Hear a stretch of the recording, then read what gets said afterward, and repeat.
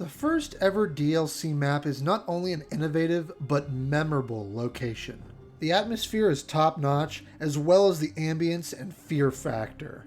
The style and difficulty help greatly in Verruckt being remembered as one of, if not the scariest map of all time.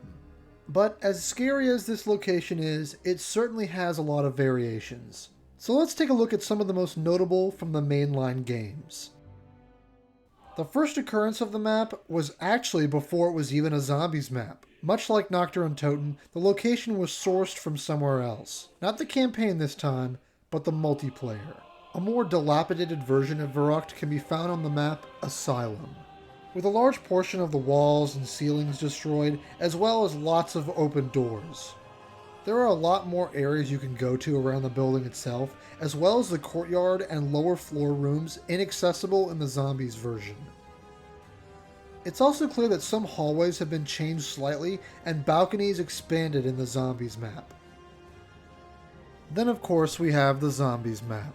The World at War version has such a dark and sinister vibe to it, with both the harsh shadows and orange color scheme. The fire outside the map, as well as it taking place during afternoon, only adds more to the feeling of isolation on this map.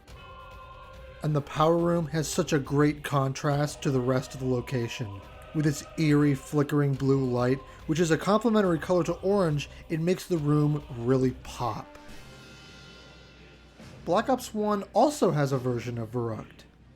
This version has the exact same textures and assets as the World at War original, but has a few added features.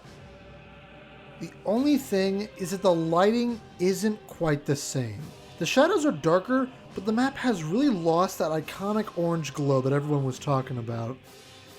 Now, the map looks more yellow than anything. It just doesn't have the same gritty feeling to it. The map did add a new perk, that being Mule Kick, as all of the BO1 maps had this addition when Moon released. Black Ops 3 has two versions of the map, one being a remaster in the Chronicles DLC pack. This version is an updated graphical version of the map, but once again, the vibe has changed. No longer does it have that dark, sinister tone to it, the map now feels much more jovial. Leading to this off feeling is the amount of green in the color scheme of the map. It's on the walls and in the lighting. The afternoon lighting is completely gone. Despite the shadows indicating late day, the brightness of the map says early morning. The other version of Verruckt in BO3 is the section on Revelations. This version leans even more into the green color scheme, with plants and foliage from Shinonuma covering most of the building.